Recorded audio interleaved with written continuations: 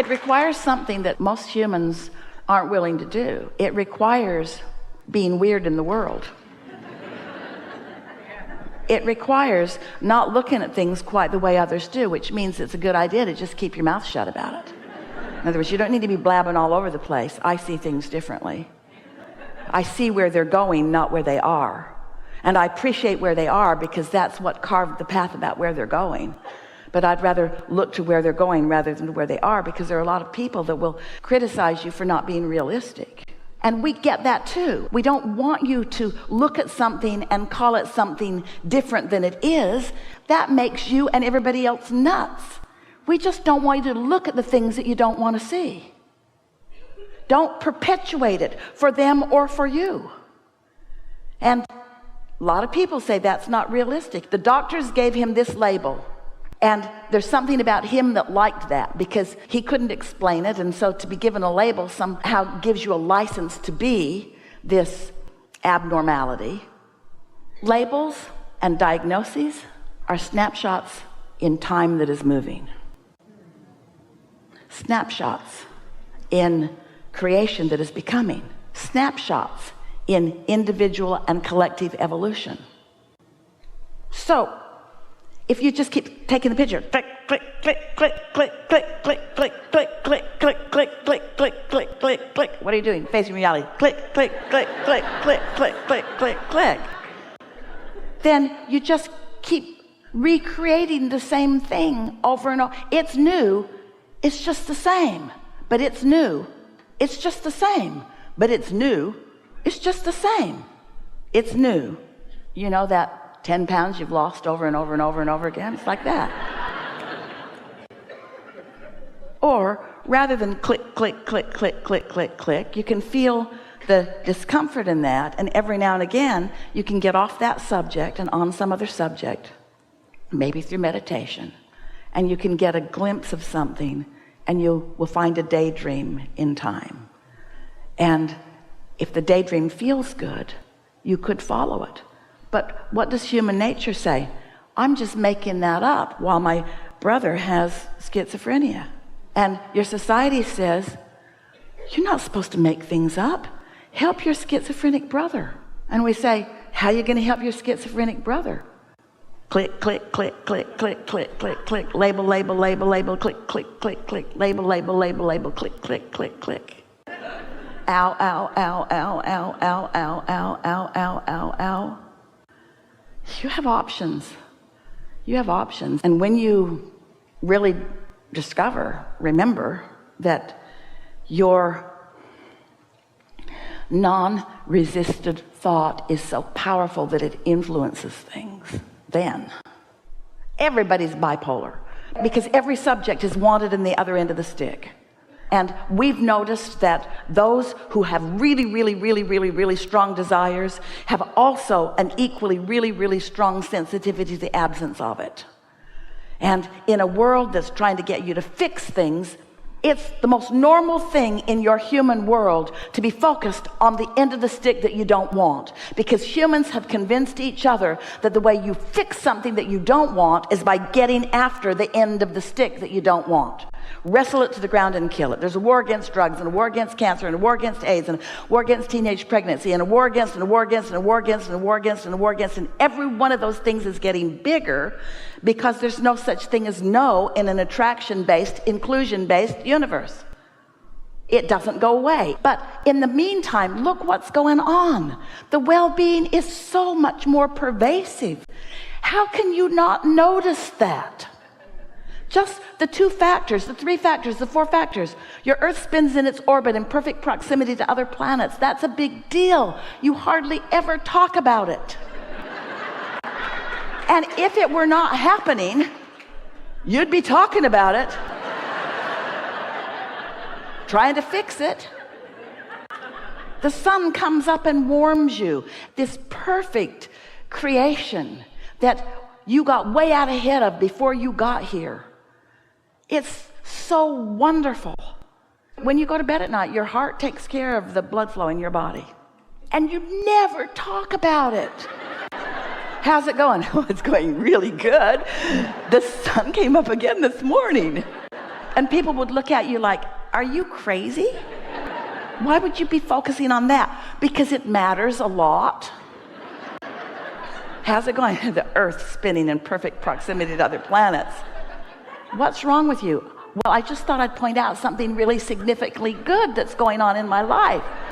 It's so significantly good. In fact, if things were showing up in your life experience, let's say you're watching television. Let's say you're not, but let's say you're watching television.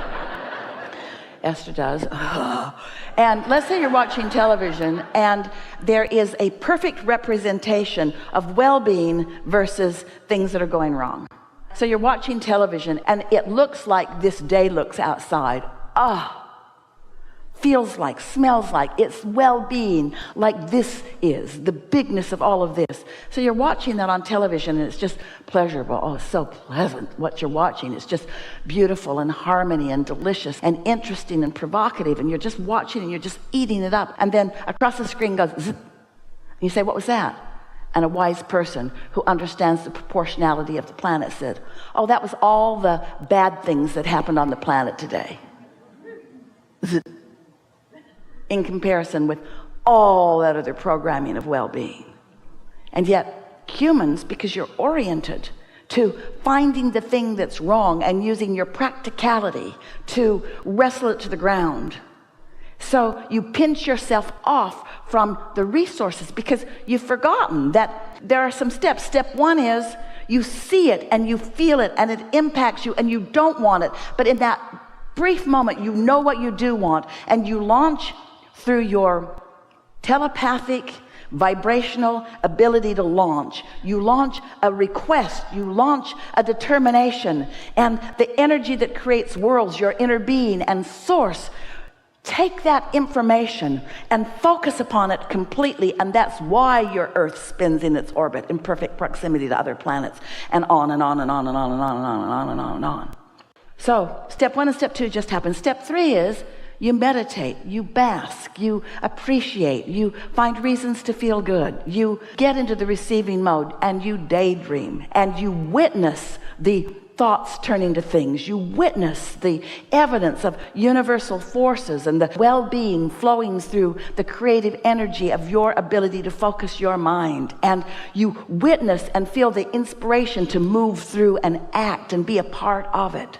That's step three. And step four is you do that, you do that, you do that. You're so good at that. You're reveling in it so much that you're afraid you're going to fall out of the sky. You're loving it so much that the idea of not doing that is unbelievably unbelievable. You just can't even bear the thought of not continuing to be this creative genius that you were born to be and that you are. And then step five is something that you saw coming and you didn't change your thought. You just acknowledged it and tried to compensate with your action. And then it kept coming and it kept coming and it kept coming, and it got right up really close to you. And instead of saying, oh yeah, I saw that coming, this is all for my good, this is part of the questions that I've been asking, this is part of what I want to know about being the creator, this rascal in my life is there to assist me in really getting control of my own resources, in really finding the power of my own mind, in rediscovering again and again the power of collective consciousness, and the power of being one with my inner being, and the power of worthiness, and the power of well-being. That's what this is all about. This isn't about punishment or badness, me or them. This isn't about things going wrong, like falling out of the sky or the Earth not spinning in its orbit. It's not about any of that. This is about me getting clear about how this works, which is what I was born to be and do and experience. And so it's all so good. It's all so good. That's step five. Appreciating the contrast for what it means. Because without it, I could not have launched that rocket of desire. Without the contrast, which I think I don't want, there could be no expansion and no evolution, which there must be, because that's what eternity is. We continue to be, which means we have to continue to decide. And once we've decided, we must continue to focus upon what we've decided. And if we don't focus upon what we've decided, future generations will live it, but we could too. We could focus on what we've decided if we could trust the power of our ability to decide. If we could believe that we are worthy enough to decide, that we were put here to decide, that deciding is what we do, and that we get to choose, and that the choices are many, and that we can feel when we choose what the source within us is choosing. Life is supposed to be fun. We are supposed to be satisfied and fulfilled. And when someone isn't, they get schizophrenic. When someone isn't, they get bipolar. In other words, when things are not going the way you innately know they should be, you go a little nuts. And we understand that. But it doesn't mean that things have gone permanently wrong. It just means that in this moment, you've got some split energy, and you can get really good at doing something about that, can't you? You can get really good at doing something about that. You could get out ahead of it by meditating, and then not very much would go wonky in this day. You could get out ahead of it by deciding to daydream. You could not be out ahead of it, feel something go a little off, and do what you said. You could pivot. You could give your attention to something that you prefer instead. You can mold the clay. You can get as far away from your connection as you want. You will always come back to it. You will always come back to it. You will never really fall out of the sky. You will never leave the fullness of who you are. The eternal nature of who you are is yours eternally, you see. Oh, but we like it when you say, I like life so much, I cannot bear the idea of not being here. Not because I'm afraid to not be here, but because I like being here so much. We're really enjoying this conversation. Much more clarity to come. You are contributing through your thoughts. Do you know that? Can you feel the conversation evolving in response to who you are and what you want? This is a really good time. In fact, it's over time for a segment of refreshment. Thank you.